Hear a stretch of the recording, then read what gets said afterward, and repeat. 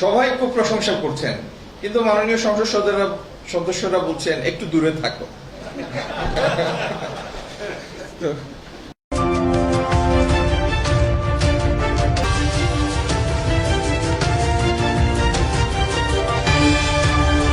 তবে একটা মজার জিনিস দেখলাম, আমার এক নাতনি আছে, বয়স 3 এখনো পুরা হয় নাই, কিন্তু এর মধ্যে ওর বাবা মা স্কুলে পাঠায় ওকে, কি শিখে আল্লাহ জানে।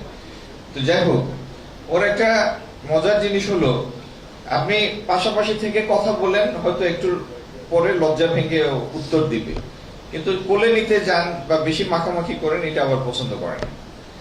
তো এই উন্নয়ন সংস্থা দেখে আমার এই জিনিসটা মনে পড়লো। সবাই খুব প্রশংসা করছেন, কিন্তু মাননীয় সংসদ সদস্যরা বলছেন একটু দূরে থাকো। সিলেটে অনেকগুলি উন্নয়ন পরিকল্পনা তো চলমান, সেগুলির সুফল আমরা ইনশাল্লাহ এই শীত থেকে দেখা শুরু করব। এর মধ্যে একটি, আগেও বলেছি আবারও বলছি, একটি বড় প্রকল্প প্রায় অনুমোদনের পর্যায়ে চলে যাবে, পর্যায়ে আছে, কিছুদিন পরেই আমার অনেক প্রত্যাশা যে এই শীত থেকে এটার উন্নয়ন কাজ আমরা ফিজিক্যালি শুরু করতে পারবো। সেটি হচ্ছে সিলেট বিভাগে প্রত্যেকটা উপজেলায় গ্রামীণ সড়ক, যেটা এলজিডির আন্ডারে হয়, সেটার জন্য প্রায় 5,300 কোটি টাকার একটা প্রকল্প এই সরকার এর অনুমোদনের অপেক্ষায় আছে। এবং এটি হলে সিলেট বিভাগের, শুধু সিলেট জেলা না, সিলেট বিভাগের গ্রামীণ রাস্তাঘাট উন্নয়নে একটা বিরাট অগ্রগতি হবে।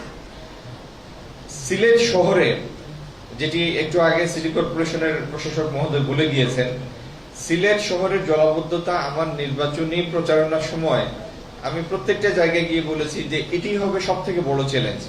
রাস্তাঘাট একটা করে ফেলা যায়, বিল্ডিং একটা বানানো যায়, কিন্তু কোনো জিনিসের ডিস্টরশন ঘটলে, বিকৃতি ঘটলে সেটাকে পূর্বাবস্থায় ফিরিয়ে নিয়ে আসা একটা বিরাট চ্যালেঞ্জিং কাজ। আমাদের প্রাকৃতিক খালগুলি সব অবরুদ্ধ। তো এই সমস্ত চ্যালেঞ্জ ডিঙ্গিয়ে সিলেট শহরের জলাবদ্ধতার স্থায়ী নিরসনের জন্য 4,000 কোটি টাকার একটা প্রকল্প, সেটিও ইনশাল্লাহ চূড়ান্ত পর্যায়ে আছে। আমি আমার এলাকা থেকে গতকালকে আমি বিভিন্নভাবে ফোন পেয়েছি গোলাপগঞ্জ থেকে, যে সিলেট উন্নয়ন কর্তৃপক্ষের আন্ডারে গোলাপগঞ্জকেও নিয়ে নেওয়া হচ্ছে। ইতিমধ্যে আমাদের বাবিও বলেছেন। আমি আমার মাননীয় পূর্তমন্ত্রী মহোদয়ের সাথে দৃষ্টি আকর্ষণ করছি, আপাতত অন্তত সিলেট সিটি কর্পোরেশন থাকুক, পার্শ্ববর্তী এলাকাগুলো আপনারা পরবর্তীতে ঢুকাবার ব্যবস্থা করবেন, অন্তত প্রথম ধাপে। কারণ আমাদের এই এলাকার মানুষ পৌরসভায় ট্যাক্স দেয়, উপজেলা পরিষদের ট্যাক্স দেয়, তারা উন্নয়ন কর্মকাণ্ডের যে রেভিনিউ সেটা তাদের এলাকার দাবি রাখে, তা সেখানে লোকাল গভর্নমেন্ট তারা সেখানে ইউজ করবে। সুতরাং উন্নয়ন কর্তৃপক্ষকে অন্তত গোলাপগঞ্জ সহ আশপাশের যে 2-1টা উপজেলা আছে আপাতত বাদ দেওয়ার জন্য আমি আপনার বিনীত দৃষ্টি আকর্ষণ করছি ইনশাল্লাহ।